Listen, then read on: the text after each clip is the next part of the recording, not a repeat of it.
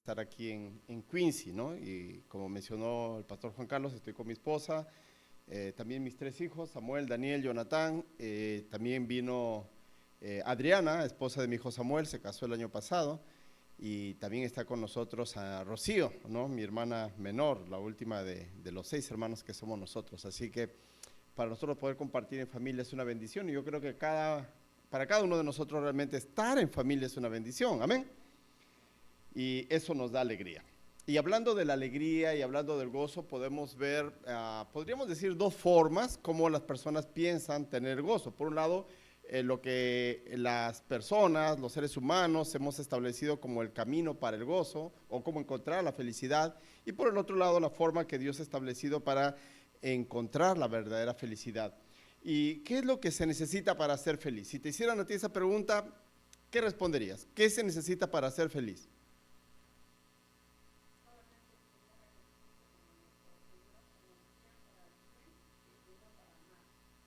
Ok, es una buena respuesta. Muy bien. Seguramente tenemos diferentes tipos de respuestas y podemos preguntar a nuestros compañeros de trabajo, a nuestros vecinos o familiares si vamos a encontrar una diversidad de respuestas, ¿no es cierto? Bueno, esta pregunta se hizo a un total de 52,000 norteamericanos en la revista Psychology Today. Y las respuestas fueron muy variadas. Por ejemplo, algunos dijeron se necesita tener muchos amigos y una vida social muy activa. Otros dijeron se necesita tener un buen trabajo. Ahora, ¿qué es un buen trabajo, no? Hablaba con el hermano Daniel y me decía que trabajaba bajo el sol, ¿no? Porque yo le digo, hermano, lo veo más oscuro, ¿no? Otras veces vengo y lo veo al hermano blancón, ¿no? Hoy día lo veo más bien la piel oscura. Y me dice, estoy bajo el sol desde las 5 de la mañana, 7, algo así, hasta las 5 de la tarde. ¿No es cierto? Bueno, buen trabajo o una buena paga, para algunos sería un buen trabajo. Otra respuesta fue tener enamorada. Para otros, su respuesta de ser feliz sería tener reconocimiento por mi labor que hago y encontrar el éxito en la vida. Para otras personas fue tener sexo, para otros fue tener un crecimiento continuo personal, tener una buena situación financiera, tener una casa o un departamento grande y bonito. Otros respondieron ser atractivo y bello, vivir en una ciudad bonita, practicar una determinada religión, tener un tiempo de recreación y ejercicio cotidiano en el gimnasio. Otros dijeron ser padre, otros dijeron casarme, etcétera y etcétera. Y lo más interesante de todo esto es que casi todos los intentos, según estas respuestas, en cuanto a cómo encontrar la felicidad, si nos damos cuenta, vienen a través de acciones externas, a través de situaciones externas, pero ninguno de ellos estaba pensando realmente en lo interno. Y es que la idea popular de cómo encontrar la felicidad tiene que ver con alcanzar las circunstancias correctas, ¿no? Lo que algunos tienen, o podríamos llamar como el pensamiento cuando, entonces, ¿no? Por ejemplo, cuando termine la escuela o la universidad, entonces seré feliz. Cuando tenga un trabajo que me guste, entonces seré feliz. Cuando esté casado, entonces seré feliz. Cuando tenga niños, entonces seré feliz. Cuando mis hijos se casen, ya se vayan de la casa, formen su propio hogar y ya no tenga que estar más tal vez a qué hora llega y preocupado, entonces seré feliz. Cuando tenga X cantidad de dinero en el banco, en mi cuenta bancaria, entonces seré feliz. Y esa es la filosofía del mundo, ¿no es cierto? El cuando se den las circunstancias perfectas en la vida, desde nuestro punto de vista, entonces seré feliz. En la Biblia tiene mucho para enseñarnos de diferentes temas. La Biblia es la palabra de Dios. Dios nos ha creado y en su palabra Él nos enseña de diferentes cosas, ¿no? A ser buenos padres, buenos hijos, hermanos, buenos trabajadores, buenos ciudadanos, en fin, todas las áreas de nuestra vida Dios nos enseña en la Biblia y también nos enseña acerca de la felicidad. Y un capítulo que nos enseña acerca, hay varios ya, pero uno de ellos es el libro de Eclesiastés, el capítulo 2. Y el libro de Eclesiastés fue escrito por Salomón, ustedes se acuerdan de él fue el hijo del rey David, fue un hombre muy conocido, un hombre que tenía mucho conocimiento, mucha sabiduría. Y en el capítulo 2, en el versículo 1, el rey Salomón dice, dije yo en mi corazón, ven ahora, te probaré con alegría y gozarás de bienes. Mas he aquí, esto también era vanidad. Y no sé si ustedes han leído el libro de Eclesiastés, no es un libro muy largo. Si no lo han leído, les animo para leerlo, lo van a acabar en menos de media hora leer todo el libro. El libro de Eclesiastés nos enseña bastante acerca de la vida, ¿no es cierto? Acerca de las perspectivas que nosotros podemos tener de la vida. Y el rey Salomón dice, yo lo he intentado todo en la vida.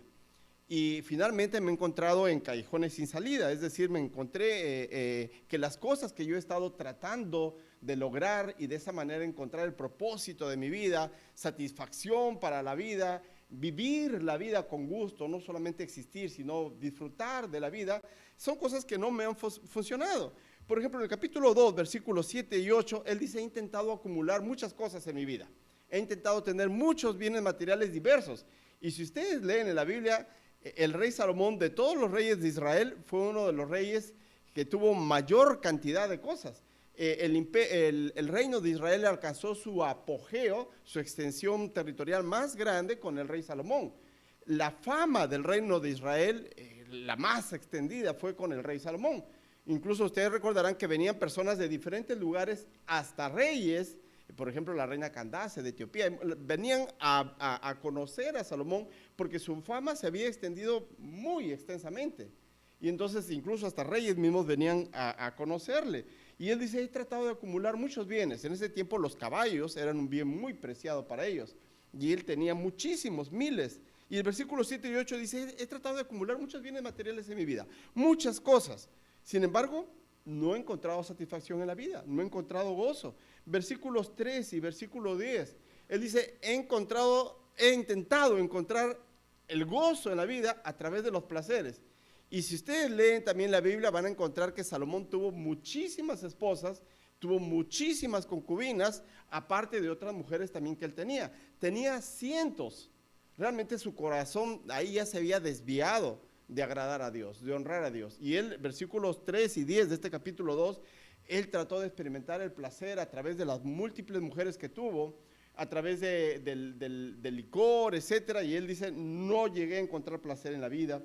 Él intentó hacerlo a través del éxito, ¿no? Como dije, era conocido por su sabiduría, y hasta miren, que los reyes vengan a querer conocerlo, no cualquier persona, sino los reyes, realmente podría decirse, es algo que es un honor para él, pero sin embargo él dice, nada de esto dio satisfacción a mi vida. Y estas tres maneras que no conducen realmente a encontrar el verdadero gozo en la vida, si nos damos cuenta, son cosas que la gente busca hasta hoy en día. La gente se afana por tener muchos bienes materiales, ¿verdad? La gente se afana por disfrutar de licor, de las mujeres, de las drogas, de la pornografía, de tantas cosas, de tener placer en ese tipo de cosas, pero en el fondo de su corazón tampoco llegan a tener gozo. Y nosotros sabemos que él fue el hombre más rico, el hombre más exitoso, él disfrutó de todo esto, pero realmente no logró alcanzar satisfacción en su vida.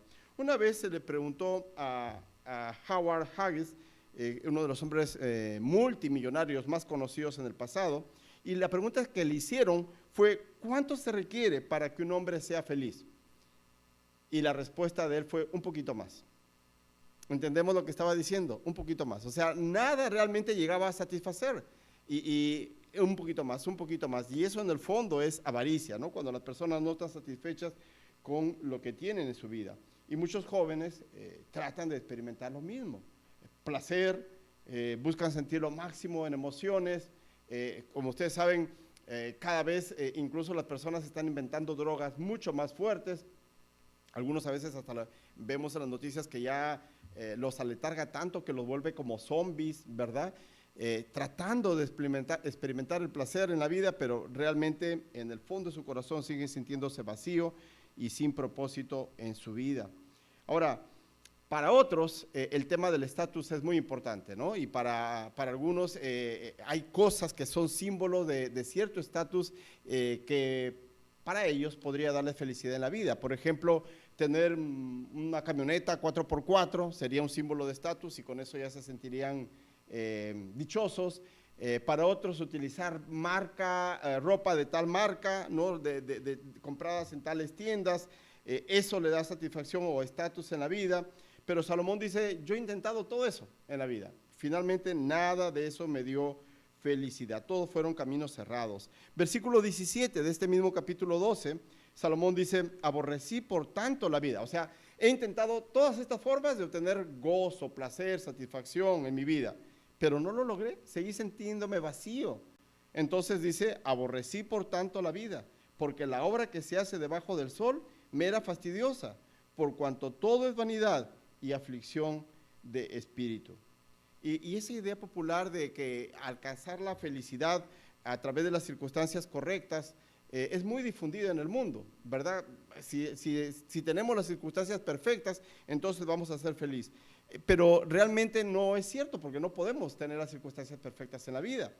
El camino de Dios para tener la felicidad no tiene que ver con tener las circunstancias perfectas en la vida, sino con tener la actitud correcta en nuestro corazón en la vida.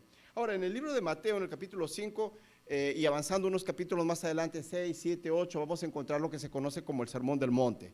Probablemente hemos leído el Sermón del Monte. Jesús estaba enseñando a las multitudes realmente, pero llega un momento en el que él sube a un monte y las multitudes quedan abajo y suben sus discípulos, suben sus seguidores.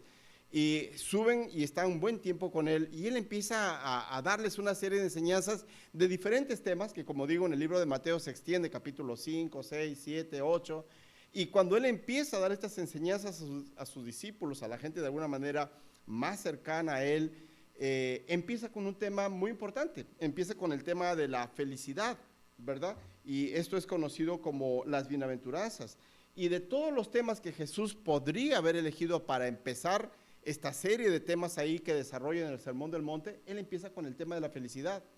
¿Y por qué? ¿Por qué no empezó con cualquier otro tema? Más adelante vemos que él habla acerca del adulterio, de la fornicación, de lo más importante en la vida también, en fin. ¿Y por qué es que él empieza con el tema de la felicidad? Y es que es lo que el mundo más anda buscando, y pocos son los que realmente encuentran la verdadera felicidad. Como dije, la gente está buscando satisfacer propósito en su vida y encontrar la felicidad, pero en los lugares equivocados. Así que ese es el camino del hombre, pero el camino de Dios para la felicidad es lo que vamos a ver durante estas semanas.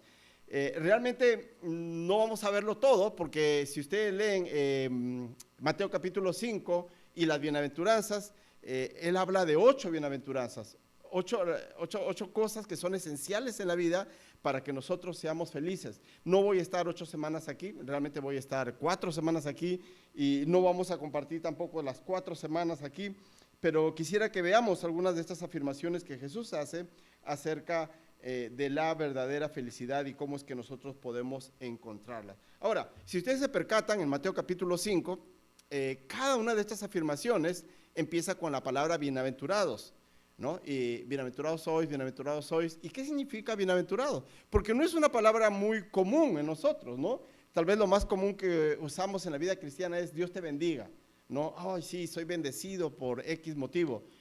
No usamos mucho la expresión bienaventurado. La palabra bienaventurado no significa otra cosa que bendito, dichoso, feliz. Y entonces Jesús está diciéndonos cómo es que nosotros podemos ser dichosos, cómo es que podemos ser felices. Dios nos quiere enseñar eso, y eso es lo que queremos ver en estas próximas semanas. Y no se trata simplemente de principios impersonales, sino de lecciones para nuestra vida que nosotros necesitamos practicar. ¿Cuántas veces nosotros nos hemos sentido vacíos, a veces sin ganas de vivir la vida? ¿Por qué la gente muchas veces se suicida? Porque no le encuentra propósito a la vida, porque sus sueños, sus metas no se cumplieron, las cosas no salieron como ellos querían, y muchas veces algunos se quitan la vida, otros viven la vida, pero la viven amargamente, no disfrutan de la vida, ¿verdad? Existen, pero no viven la vida, lo cual es muy distinto. Y Dios quiere que vivamos la vida, que disfrutemos de la vida.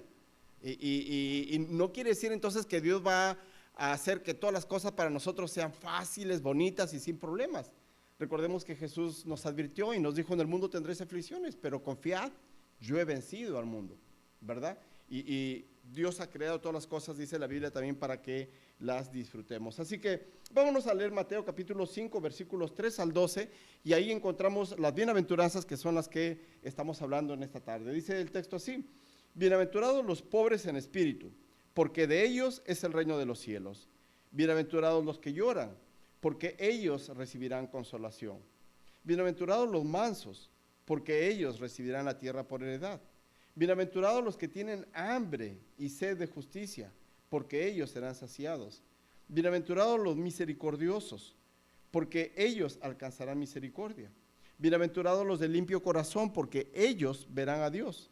Bienaventurados los pacificadores, porque ellos serán llamados hijos de Dios. Bienaventurados los que padecen persecución por causa de la justicia, porque de ellos es el reino de los cielos. Bienaventurados sois cuando por mi causa os vituperen y os persigan y digan toda clase de mal contra vosotros, mintiendo. Gozaos y alegraos, porque vuestro galardón es grande en los cielos, porque así persiguieron a los profetas que fueron antes de vosotros. Ahora, no sé qué pasó por tu mente, pero cuando leemos estos versículos, ¿no te parece como que es algo contradictorio? Está diciendo bienaventurados los que son perseguidos, bienaventurados los que actúan con mansedumbre, bienaventurados los pobres de espíritu, y eso como que nos pareciera contradictorio. ¿Cómo van a ser felices este tipo de personas que incluso mintiendo, ni siquiera son acusados de algo verdadero y sufren por ello, sino se están portando bien y están mintiendo contra ellos con afirmaciones, con acusaciones, y Dios dice, ellos van a ser bienaventurados? Y eso es lo que queremos ver esta noche, ¿no? Porque lo que esta tarde y la próxima semana, porque realmente lo que Jesús está diciendo es que nosotros podemos aprender a ser felices aún a pesar de las circunstancias adversas en las cuales nosotros podamos estar viviendo. Nosotros podemos ser dichosos aún de las circunstancias difíciles que nos toque vivir a cada uno. Si tú tienes que tener todos los problemas resueltos para ser feliz, ¿vas a ser feliz algún día? No, porque nunca se van a resolver todos nuestros problemas. Si tú tienes que tener todo perfecto en tu vida para entonces ser feliz, ¿alguna vez vas a ser feliz? Tampoco, porque nada va a ser perfecto. Las cosas que nosotros hacemos no son perfectas tampoco. Entonces nunca vamos a alcanzar la felicidad si estamos esperando las cosas perfectas en nuestra vida. Y Jesús entonces está diciendo que el verdadero gozo no depende de las circunstancias correctas, sino de las actitudes correctas. No depende de lo que está sucediendo alrededor, sino depende de lo que está sucediendo en mi interior, de lo que pasa en mí, de lo que pasa dentro de mí. Así que, como dije, durante estas próximas semanas estaremos mirando lo que todo esto significa, porque realmente lo que Jesús está queriéndonos decir es, yo quiero enseñarte a disfrutar de la vida y a ser feliz aún en los momentos difíciles, porque la felicidad no tiene que ver con las acciones externas, no tiene que ver con las cosas que tú tengas, no tiene que ver con el ambiente alrededor de ti que te rodea, sino con las actitudes internas, porque la felicidad en el fondo es una elección, depende de ti o no. Y es interesante porque no sé si se acuerdan en el libro de Filipenses capítulo 4, versículos 11 al 13, el apóstol Pablo dice, pues he aprendido a contentarme cualquiera sea mi situación. Sé vivir en la abundancia y sé vivir en la pobreza, sé vivir, etcétera y etcétera.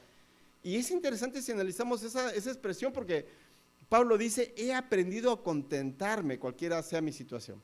Es que no es algo natural de nosotros vivir con gozo en medio de la adversidad, pero podemos hacerlo. Recuerden que el apóstol Pablo escribe el libro de los Filipenses, que el tema es el gozo del creyente, el gozo del cristiano, del Hijo de Dios, no cuando él está en la mejor situación de su vida, no sin achaques, sin dolores, con un buen sueldo, disfrutando del clima. Él ya era anciano, él estaba en la cárcel y estaba allí porque había sido acusado falsamente por causa de predicar el evangelio de Cristo.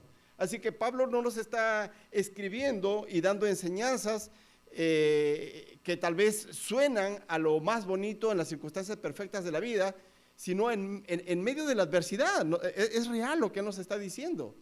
Él, inspirado por el Espíritu Santo, nos está diciendo que sí, podemos y debemos aprender a tener contentamiento en nuestra vida, porque no nos es natural, pero podemos aprender a tener contentamiento en nuestra vida. La vida es dura y existe un montón de cosas en nuestra vida que no van a salir exactamente como nosotros queremos. A veces son sueños,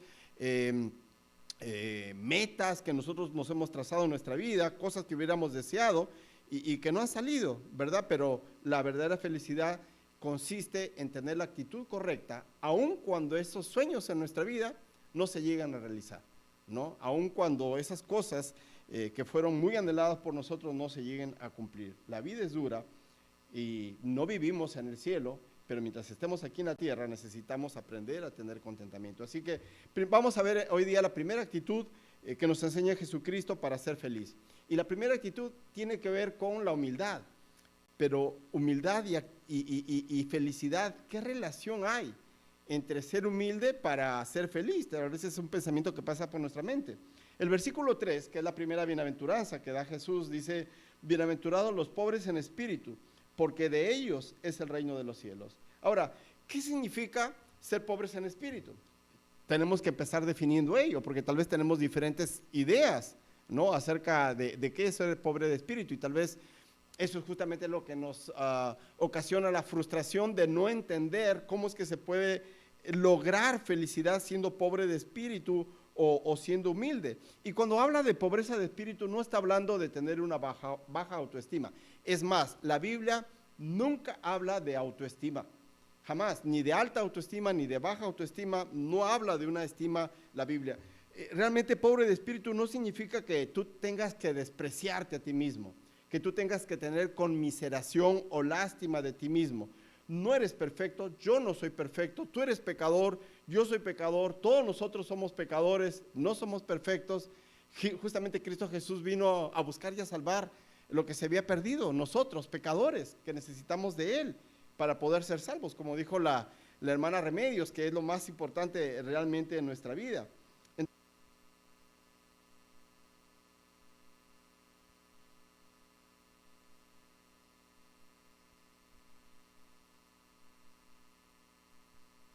Entonces, ¿qué significa realmente ser pobre de espíritu? Significa reconocer que yo necesito a Dios en mi vida. Significa reconocer que yo dependo de Dios en mi vida, que no puedo por mí mismo, ¿verdad? Que no soy autocompetente por mí mismo. Y aquí entonces, cuando Dios está hablando de ser pobres de espíritu, está hablando de tener humildad en nuestros corazones, admitir que no lo sé todo, admitir que cometo errores, admitir que tengo fallas, que Dios no ha terminado todavía conmigo. La Biblia dice que aquel que la buena obra empezó, la perfeccionará hasta el día de Jesucristo, un día cuando Dios nos lleve a su presencia y ya no haya más naturaleza pecaminosa en nuestras vidas. Pero mientras estemos aquí en la tierra, tenemos errores, tenemos fallas y necesitamos reconocer que no somos perfectos, que no lo sabemos todo, que no lo podemos todo.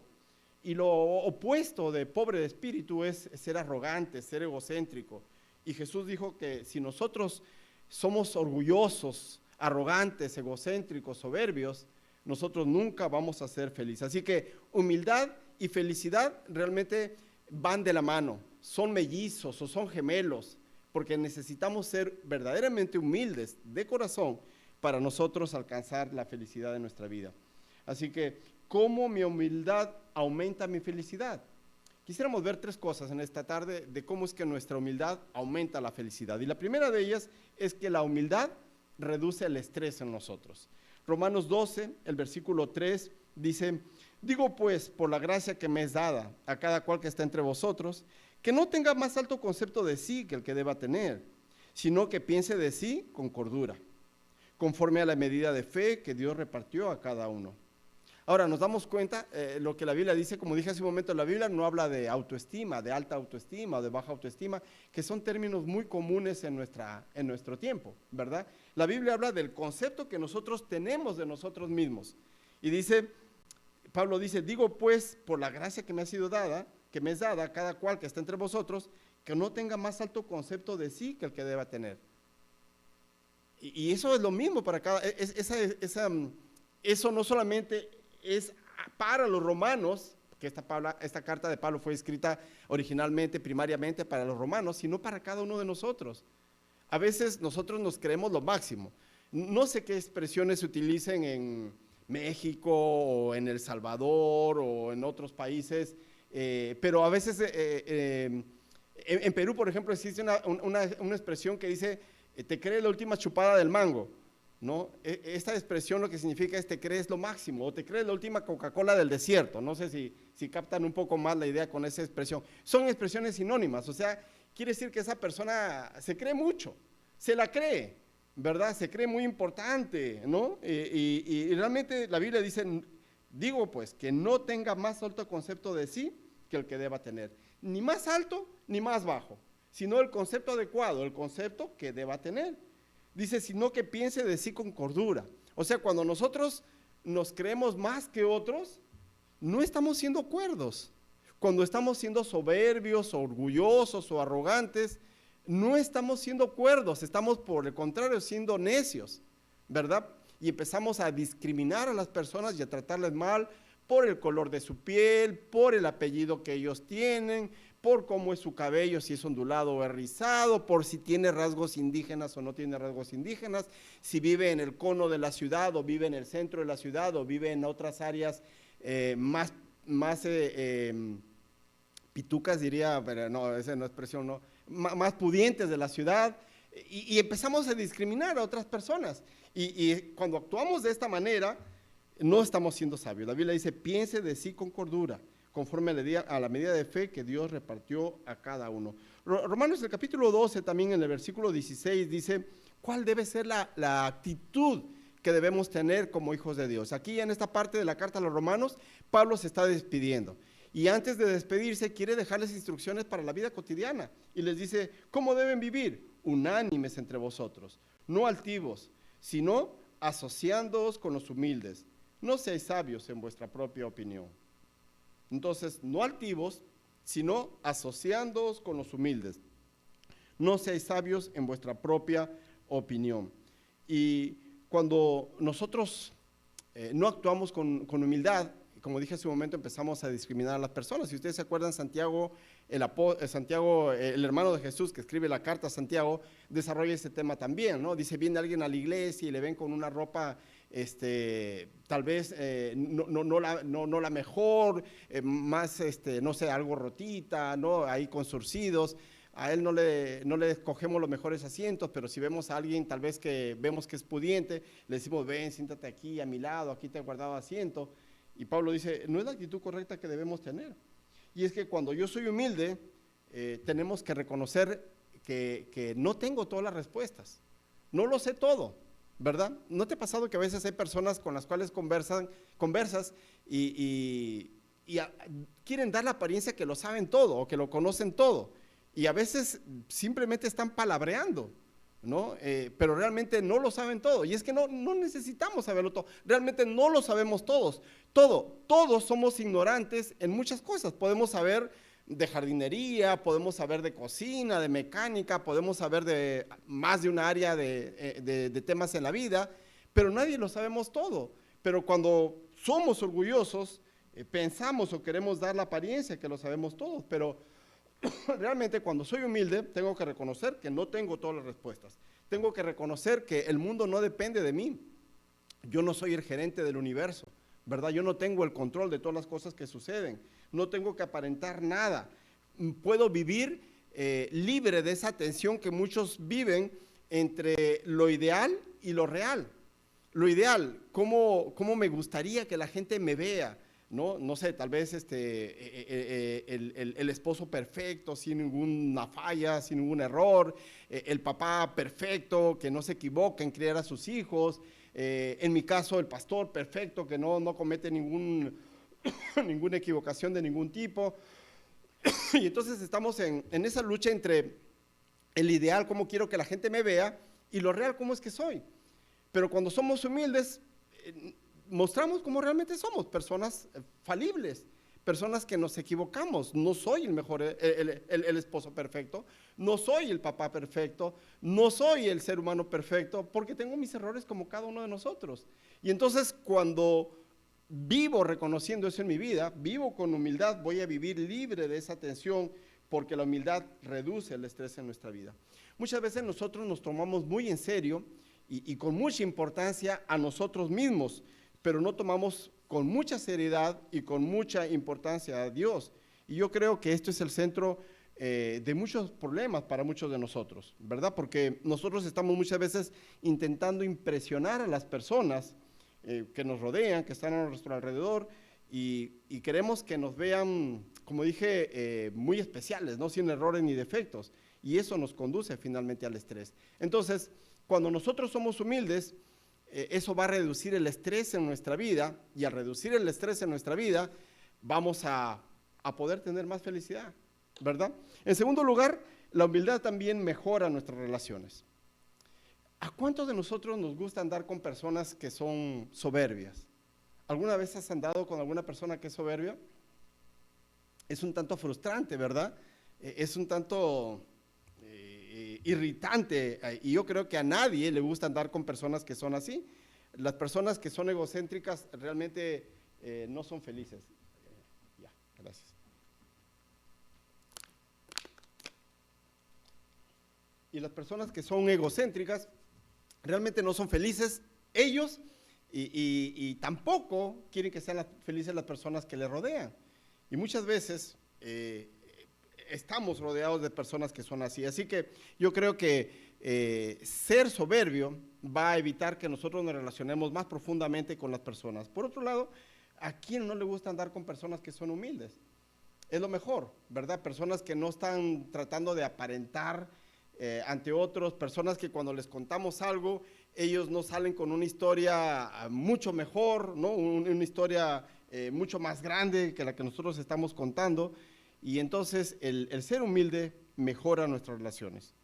Colosenses en el capítulo 3, en el versículos 12 y 13, el apóstol Pablo dice: vestíos pues como escogidos de Dios, santos y amados, de entrañable misericordia, de benignidad, de humildad, de mansedumbre, de paciencia, soportándoos unos a otros y perdonándoos unos a otros. Si alguno tuviere queja contra otro, de la manera que Cristo os perdonó, así también hacedlo vosotros.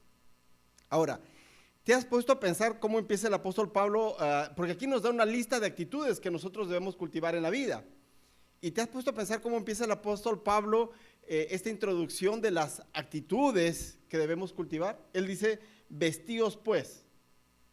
Y es que cuando nosotros nos vestimos, nosotros elegimos qué nos vamos a poner. Yo elegí hoy día ponerme esta camiseta con este color de pantalón y estos zapatos. Y así cada uno de nosotros hemos elegido qué es lo que nos vamos a poner de vestimenta.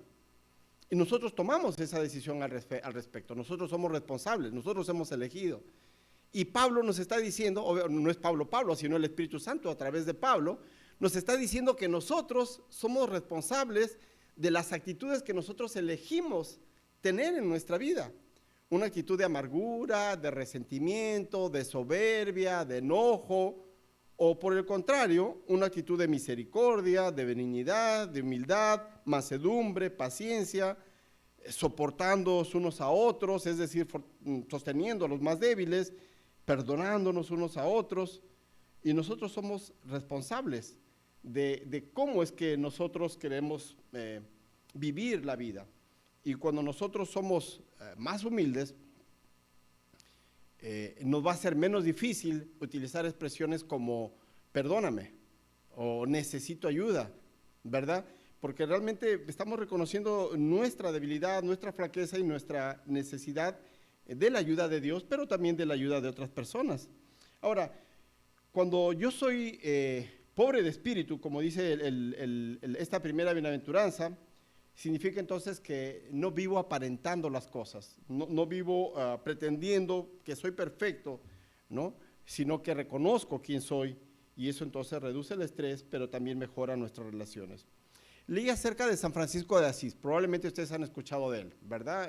Acerca de este hombre que él decía que cuando a veces escuchaba algunos elogios acerca de él, él lo que hacía era buscar a un compañero, porque él era un monje, buscar un compañero monje y le contaba de sus errores, le contaba de sus fallas, ¿no? Y de esta manera entonces él trataba de controlar que no se le suba el ego, ¿no? Que no volverse soberbio ante los elogios que escuchaba de otras personas.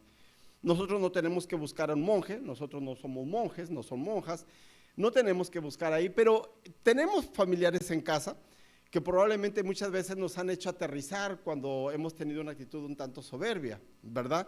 Y que nos han ayudado a poner los pies sobre la tierra. Puede ser nuestro cónyuge, puede ser un familiar, o hermano, hijo, o algún amigo cercano a nosotros, pero cuando hagamos eso, debemos hacerlo con amor, ¿no? Siguiendo el ejemplo de Cristo Jesús. Filipenses capítulo 2, en los versículos 3 y 4, dice: nada hagáis por contienda o por vanagloria, antes bien con humildad, estimando cada uno a los demás como superiores a él mismo, no mirando cada uno por lo suyo propio, sino cada cual también por lo de los otros. Y Pablo dice, sea lo que sea que tú hagas, hazlo con humildad. No sé, cocinaste, te salió rica tu comida, ¿no? Y alguien te echa flores por ahí, elogios, que te salió rica tu comida, no te la creas, actúa con humildad. O cualquier cosa, cualquier circunstancia de la vida, nada hagáis por contienda o por vanagloria, antes bien con humildad. Y luego la segunda parte dice, estimando cada uno a los demás como superiores a él mismo. ¿Qué está queriendo decir Pablo? ¿Debo de tener un complejo de inferioridad? Cuando él dice, debo de considerar a los otros, estimando cada uno a los demás como superiores a él mismo. No, porque ya vimos en otra parte, él dice, ninguno piense más de sí, sino que piense con cordura, ¿verdad? Entonces Pablo dice, no pienses más allá, más arriba de ti, no te la creas, pero tampoco es que tienes que tener un sentimiento de inferioridad. Cuando él dice, nuestra actitud debe ser estimando cada uno de los demás como superiores a él mismo, él se está refiriendo a ese hecho amable, de atención que nosotros tenemos. Si nosotros, no sé, nos vamos al trabajo y entra nuestro jefe, probablemente buscamos una silla para darle, alcanzarle, y si no hay una silla, hasta nos levantamos del asiento y le damos la silla, ¿no? O buscamos darle un vaso de agua, buscamos darle una atención preferencial, buscamos ser amable con él. Y lo que nos está diciendo es, eso no lo hagas solamente con tu jefe, ese trato de amabilidad, de atención, debes de tenerlo para con todos, estimando a cada uno de los demás como superiores a él mismo, no mirando cada uno por lo suyo propio, sino cada cual también por lo de los otros. Eso es humildad. Y es bien difícil de ver eso hoy en la vida, ¿verdad? Porque cada uno, no sé, si se sube al bus, rápido quiere coger un asiento y sentarse, no le importa si los otros van parados. Busca su comodidad, busca el mejor asiento, busca el mejor lugar bajo la sombra, o si hace frío cerca al calentador, busca lo mejor para sí mismo. Y el texto dice, no debiera ser así nuestro estilo de vida, nuestra costumbre, sino cada cual también debe de ver por lo de los otros y no solamente por lo suyo. Y yo creo que esta es una de las cosas que debemos reflexionar en nuestra vida y debemos de corregir, porque lamentablemente muchas veces miramos solamente por lo nuestro y no nos importa muchas veces lo de las otras personas.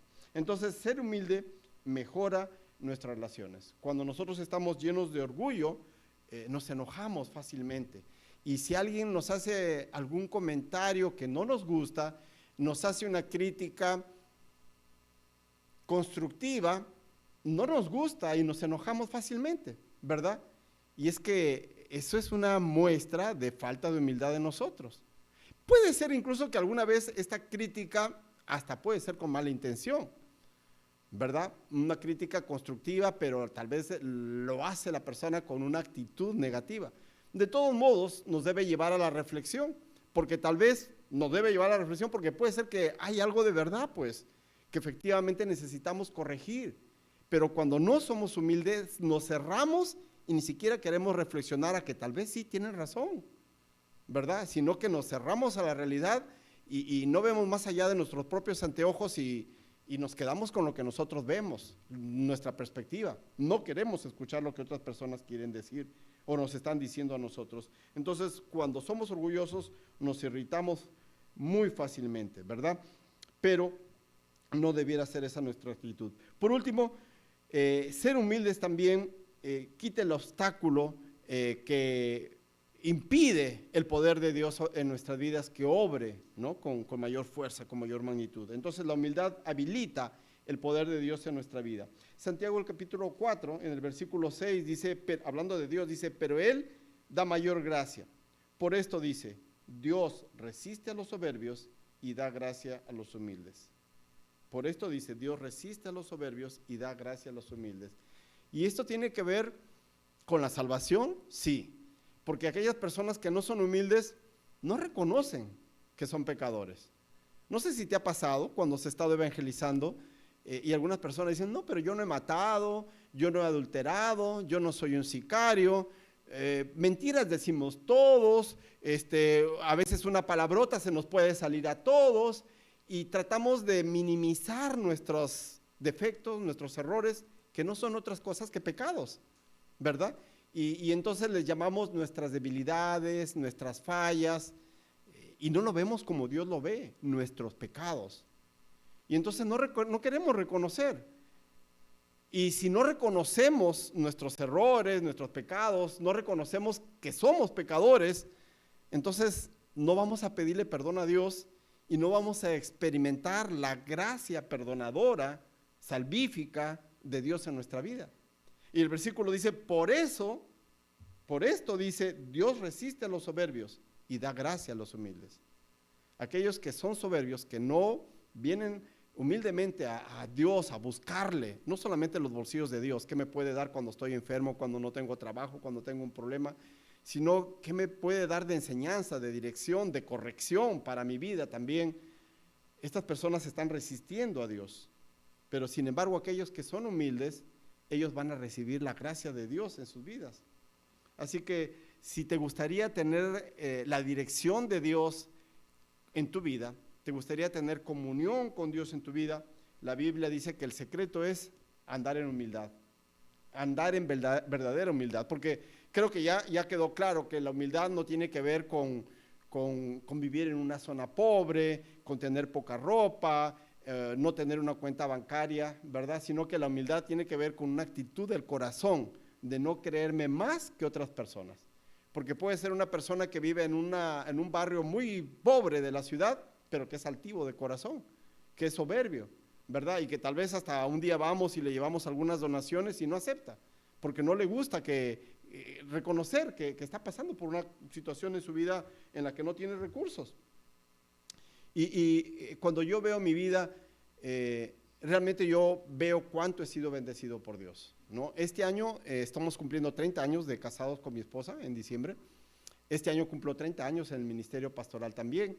Este año la iglesia que pastoreo allá en Lima cumple 28 años en diciembre, cumplió 28 años este año, o cumple 28 años en septiembre, y con nuestro colegio cumple 25 años este año. Nuestro colegio es un ministerio de nuestra iglesia, y realmente cuando miro mi vida con estos 59 años que han pasado, puedo ver dos cosas, ¿no? Cómo la gracia de Dios ha sido abundante en mi vida, cómo su misericordia, su amor ha sido abundante para conmigo. Me ha dado una linda esposa, me ha dado unos hijos maravillosos. Mi familia está creciendo, ya tengo una nuera, la hermana me decía, y los nietos ya vendrán, ¿no? Y tengo mi familia extendida, mi madre, mis hermanos, mis cuñados, etcétera, que es una bendición para mi vida.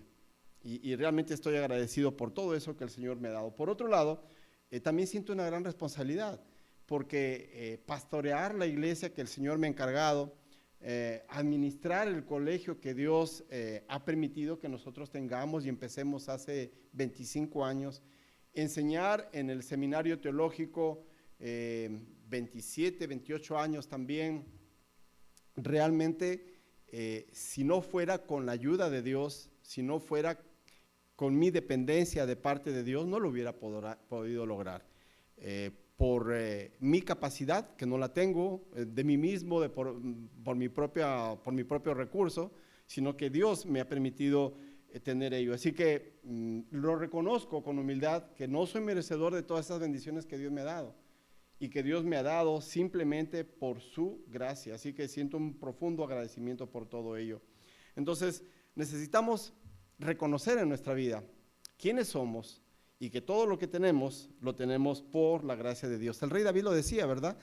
Señor, todo es tuyo, y de lo recibido de tu mano, te damos, ¿no? Finalmente todo lo que tenemos, no es que yo me partí los lomos trabajando y por eso tengo lo que tengo. Yo me quemé las pestañas estudiando y por eso soy lo que soy. Soy lo que soy y tengo lo que tengo porque Dios me dio, por su gracia, finalmente. Entonces, Mateo 5:3, para terminar, dice, bienaventurados los pobres en espíritu, porque de ellos es el reino de los cielos.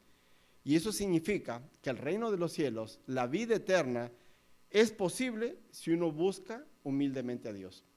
Es posible si uno reconoce que es pecador delante de Dios, deja de poner excusas ante su pecado, deja de minimizar su pecado, deja de ignorar que es pecador, sino que reconoce que es pecador, que ha ofendido a Dios con su pecado y arrepentido de corazón le pide perdón a Dios por sus pecados y confía solamente en Cristo para su salvación. Así que si no has conocido aún a Cristo como tu Salvador personal, es buen tiempo para reflexionar dónde vas a ir a pasar la eternidad. La Biblia dice, por cuanto todos pecaron y están destituidos de la gloria de Dios.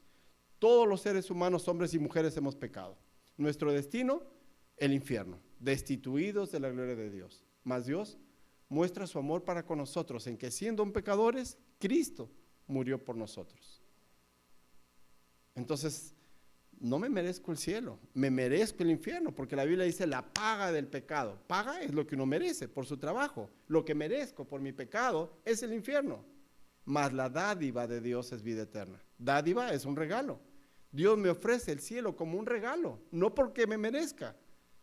Necesito entonces reconocer que soy pecador, arrepentirme sinceramente de mis pecados, pedirle perdón a Dios, porque contra él he pecado, y confiar en Jesús para mi salvación. Yo lo he hecho, y estoy seguro que un día cuando parta de aquí, voy a ir a la presencia de Dios. Si tú estás seguro de ello, amén, nos vamos a encontrar. Pero si no estás seguro de dónde vas a pasar la eternidad, es buen tiempo para que reflexiones al respecto.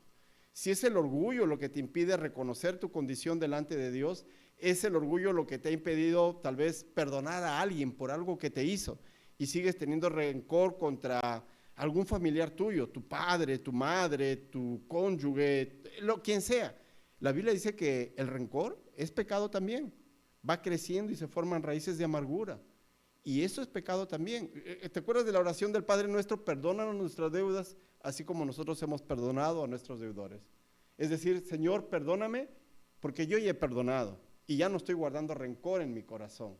Perdóname. Y es la única manera que puedo ser perdonado, si es que ya no estoy guardando rencor en mi corazón. Y es un pecado que también obstaculiza nuestra relación con Dios. Recuerda que el primer pecado que nosotros encontramos en la Biblia fue la soberbia. Satanás no se contentó con ser un querubín que estaba cerquísima a la presencia de Dios. Los querubines son seres angelicales que están relacionados con la adoración ante el trono de Dios. Los serafines están relacionados con la oración.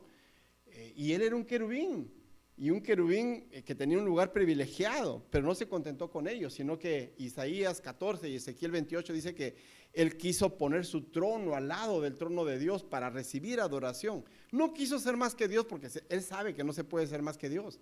Quiso ser como Dios. ¿Y cómo terminó? Arrojado al infierno, ¿verdad? Un lugar que fue preparado inicialmente para Satanás y todos los demonios que le siguieron, pero un lugar también al que están destinados todas aquellas personas que no se arrepienten de sus pecados, que no le piden perdón a Dios y no confían en Jesús como su Salvador. Necesitamos entonces reconocer con humildad que necesitamos de Dios en nuestra vida. Recuerda lo que dice Juan capítulo 13 versículo 17. Dice, si sabéis estas cosas, bienaventurados seréis si la hicieres. Entonces, si sabemos que necesitamos ser humildes, porque eso reduce el estrés y me permite ser más dichoso, porque al ser humildes esto mejora mis relaciones interpersonales, me vuelvo una persona más atractiva en el sentido de que otros van a querer estar conmigo, porque con una persona soberbia nadie quiere estar, ¿verdad? Y si yo soy humilde, eso destraba mi comunión, esa ruptura en mi relación con Dios. Entonces, ¿qué es lo que tengo que hacer? Cultivar la humildad en mi vida. Necesitamos cultivar la humildad en nuestra vida. Pregúntate, ¿en qué área de mi vida necesito ser humilde? Tal vez en el área intelectual, ¿verdad? Tal vez estás tan satisfecho, pero hasta el punto de volverte un tanto soberbio y orgulloso por los logros académicos que has tenido, tus buenas notas en el colegio, tus buenas notas en la universidad, o los títulos académicos que has logrado. No está mal tener buenas notas, no está mal tener títulos académicos, está bien, pero el problema es si yo me vuelvo soberbio por lo que tengo y me creo más que otro y empiezo a mirarlo al otro sobre el hombro porque no tiene lo que tengo yo. Entonces, necesito examinar, tal vez me falta humildad en relación a mi intelecto. O tal vez es humildad en relación con mis bienes materiales. Estoy tan satisfecho y un tanto más que satisfecho, sino orgulloso, porque tengo mi casa más grande que mis primos, que mis tíos, que mis padres, que mis vecinos, porque muchas veces nos comparamos con el vecino, ¿verdad? Que él tiene y yo no tengo. O nos comparamos con los compañeros de la universidad o del colegio. Ahora que hay estos grupos en WhatsApp, en el Messenger, etcétera, y a veces uno se reencuentra con los compañeros, a veces uno empieza a medirse qué es lo que ellos tienen y yo no tengo. Este año se reúne mi promoción de la universidad para celebrar los 40 años.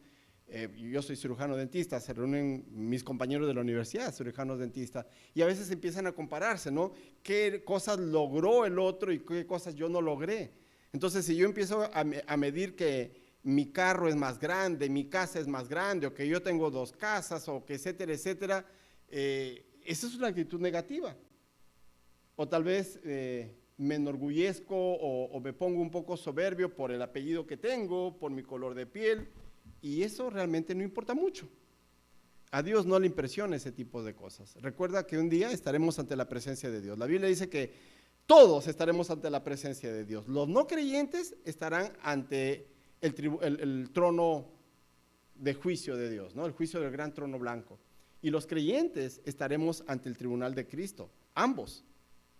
En el caso de los creyentes, no será para determinar si vamos al cielo o al infierno, sino cuál ha sido nuestro estilo de vida una vez que hemos conocido a Cristo como nuestro Salvador. ¿Cuáles han sido nuestras actitudes? ¿Cómo hemos aprovechado los dones y talentos que Dios nos ha dado? ¿Hemos evangelizado? ¿Hemos servido y lo hemos hecho con excelencia como para el Señor? ¿Y cuál ha sido nuestra actitud? ¿Humildad o no ha sido humildad? ¿Bondad, mansedumbre, como hemos visto en otros versículos más adelante? Eso es lo que Dios va a examinar. No cuánto hemos logrado de cuenta bancaria o de casas aquí en la tierra o de títulos académicos, porque como digo, a Dios no le importa eso. Ser humilde también implica reconocer que necesito depender de Dios, que no lo puedo todo, que no lo sé todo, que no soy autosuficiente y que necesito de Dios en mi vida. Terminamos con Isaías 57:15, que dice: porque así dijo el alto y sublime, el que habita la eternidad y cuyo nombre es el Santo. Yo habito en la altura y la santidad, y con el quebrantado y humilde de espíritu, para hacer vivir el espíritu de los humildes y para vivificar el corazón de los quebrantados. Hermanos, no sé si nos ponemos, si meditamos, nos hemos puesto a meditar en esto. Dios dice, porque así dijo el alto y sublime. Dios es el ser más excelso que existe en el universo. Es el Rey de reyes, es el Señor de señores, es el alto y sublime, el que habita en la eternidad, el Santo, y Él permite que tengamos comunión con Él. ¿Cuántas veces hemos podido reunirnos nosotros con el gobernador de la ciudad, con el senador de nuestro estado? No lo hemos logrado, no lo hemos podido, ni siquiera con el presidente de la República, ¿verdad? Pero sin embargo podemos tener acceso al trono de Dios y podemos tener acceso las 24 horas del día. Y no importa el día de la semana que sea, no hay feriados, no hay días de descanso, no hay días no laborables, Dios nos atiende las 24 horas del día. Y Él es el alto y sublime. Y dice que Él habita con el quebrantado y humilde de espíritu. O sea que si no somos humildes de espíritu, no podemos gozar de comunión con Dios. ¿Y qué es lo que Él hace en nuestras vidas? Vivifica el espíritu de los humildes para vivificar el corazón de los quebrantados. Y a veces necesitamos eso, ¿no? Estamos tan cansados, tan atribulados, tan agotados, que necesitamos que nos encienda la chispa de nuevo. Y realmente es que estamos necesitando de Dios. Pero mientras hay algo de soberbia en nuestro corazón, mientras haya falta de humildad en nuestros corazones, no vamos a poder gozar de comunión con Dios. Y nos va a faltar gozo y nos va a faltar felicidad. Así que recuerda, la primera cosa que nos hace felices es la humildad de nuestra vida. Aunque nos parezca contradictorio, humildad y felicidad son cosas que van íntimamente de la mano. Así que si hay cosas que tenemos que arrepentirnos y pedirle perdón a Dios, hagámoslo. Que tienen que ver con falta de humildad, hagámoslo para gozar de su perdón, de comunión con Dios y de felicidad en nuestras vidas. Vamos a orar, ¿sí? Padre Celestial, Señor, te agradecemos que eres tan bueno, Padre, que podemos acceder a tu trono de gracia. Siendo nosotros seres humanos, siendo finitos, siendo hombres y mujeres pecadores, que por tu gracia hemos sido perdonados, que por tu gracia hemos sido cambiados de hijos de ira a hijos de Dios, a poder tenerte a ti como nuestro Padre Celestial. Señor, qué tremendo privilegio realmente que tú nos permites tener. Y de nuestro corazón lo único que sale es gratitud y humildad, Señor. Ayúdanos a vivir con esta actitud en nuestras vidas siempre, de tal modo que podamos disfrutar de la vida, al disfrutar también de una comunión íntima contigo. Tú conoces el corazón de cada uno de nosotros, tú conoces qué es lo que hay en nuestros corazones. Y si tenemos alguna cosa de qué arrepentirnos, porque ha habido orgullo, porque ha habido una falta de dependencia de ti, ayúdanos a reconocer lo que sea, a pedirte perdón, para gozar de tu perdón, de comunión y felicidad, Padre. Señor, a ti oramos en el nombre de nuestro Salvador Jesús. Amén. Gracias.